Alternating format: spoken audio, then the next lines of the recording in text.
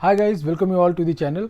आज का वीडियो आपके लिए बहुत इंपॉर्टेंट होने वाला है। अगर आप मेंटेनेंस का केस फेस करें या फिर आपको लगता है कि मेंटेनेंस का केस आपके ऊपर आपकी वाइफ स्लैप कर सकती है, बिकॉज ये जजमेंट काफ़ी रिसेंट है, नया जजमेंट है और जो मेंटेनेंस से केस है उससे रिलेटेड काफ़ी इंपॉर्टेंट जजमेंट है। इस मैटर से आपको बहुत कुछ जानने को मिलेगा। तो चलिए वीडियो स्टार्ट करते हैं। वीडियो स्टार्ट करने से पहले I would like to request, अगर आपने अभी तक चैनल को सब्सक्राइब नहीं किया तो please subscribe the channel and video को लाइक और शेयर करना ना भूलें, बिकॉज हम आपके लिए डेली कुछ ना कुछ नया जजमेंट लेके आते हैं जो कि आपके केस में आपको हेल्प कर सकता है। तो जनरली जब बात करें अगर मेंटेनेंस की, तो मेंटेनेंस का केस जैसे ही फाइल होता है या फाइल होने वाला भी होता है तो हस्बैंड साइकोलॉजिकली बहुत ही प्रेशर में आ जाते हैं। और प्रेशर में आने का रीज़न भी है बिकॉज जैसे ही आपके हाथ में मेंटेनेंस का पिटीशन आता है अंदर सेक्शन 125 सीआरपीसी के अंडर में जो पिटीशन आता है उसमें आपको ये देखने मिलता है कि आपकी इनकम बहुत बढ़ा चढ़ा के दिखाई गई है और मेंटेनेंस का जो अमाउंट डिमांड किया जाता है वो भी काफ़ी हाई डिमांड किया जाता है। अगर एग्जांपल मैं दूं तो अगर सपोज आपका इनकम 40,000 है, 50,000 है, आपका इनकम दिखाया जाता है 1 लाख है और उसमें आपका मेंटेनेंस डिमांड कर लिया जाता है 60,000, जो कि आपके लिए पॉसिबल नहीं होता। 60,000 तो आपकी सैलरी भी नहीं होती।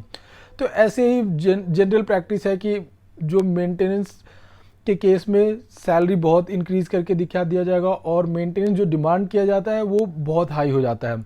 और फिर अदर सोर्स ऑफ इनकम भी दिखा देंगे कि एग्रीकल्चर से इनकम आ रहा है, रेंटेड इनकम आ रहा है, कुछ रेंट पे उनकी प्रॉपर्टीज है उससे इनकम आ रहा है, बट आपका जनरली होता नहीं है।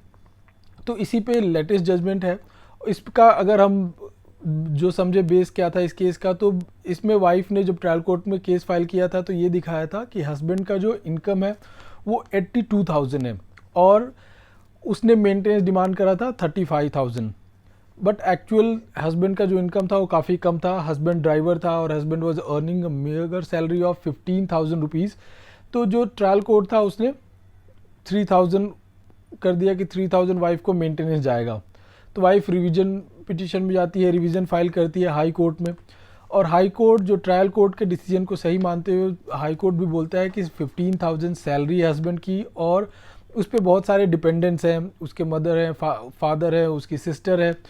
तो वो लोग किधर जाएंगे? उनका भी जो ड्यूटी है, जो हस्बैंड है उसका ड्यूटी है कि वो अपने मदर, फादर और सिस्टर का भी देखभाल करे। इसके लिए उसको maintenance 3,000 is more than enough. 3,000 ही आपको मेंटेनेंस मिलेगा। तो देखिए, जब आपके ऊपर कोई भी केस होता है, अगर मेंटेनेंस का केस होता है तो आपको साइकोलॉजिकली प्रेशर नहीं लेना है, बिकॉज आप अपना कोर्ट में जो भी आपका सबमिशन हो प्रॉपर सबमिशन रखें कि मेरा इनकम इतना है। आप अपनी सैलरी सर्टिफिकेट दे सकते हैं या फिर जो भी आपके पास प्रूफ है कि इनकम प्रूफ आप वो दे और ये भी दिखाएं कि आपके ऊपर डिपेंडेंस कितने हैं।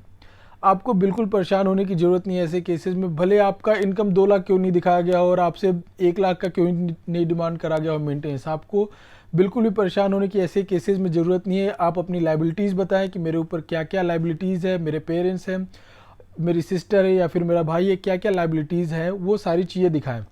इनफैक्ट सेक्शन 127 क्लॉज 1 सीआरपीसी के अकॉर्डिंग हाई कोर्ट ने ये बोला कि इसमें मेंटेनेंस जो है वो इंक्रीज भी हो सकता है और डिक्रीज भी हो सकता है, रिड्यूस भी कर सकता है कोर्ट चाहेगा तो, और बढ़ा भी सकता है। Depends on the circumstances. अगर चेंज ऑफ सर्कमस्टेंस है, अगर इनकम बढ़ गई है हस्बैंड की तो उस टाइम पे मेंटेनेंस बढ़ा सकता है, और अगर जो हस्बैंड का सैलरी कम हो गया है या फिर उसकी इनकम कम हो गई है तो मेंटेनेंस रिड्यूस कर सकता है। हाई कोर्ट ने फर्दर ये कहा कि जो मेंटेनेंस का प्रोविज़न है हस्बैंड को पनिश करने के लिए नहीं बनाया गया है। मेंटेनेंस का प्रोविज़न इसके लिए है कि जो वाइफ है, बच्चे हैं उसके, अगर सेपरेशन होता है, अगर डिवोर्स होता है या फिर कुछ भी ऐसी चीज़ें होती हैं तो वो अपने को मेंटेन कर सके।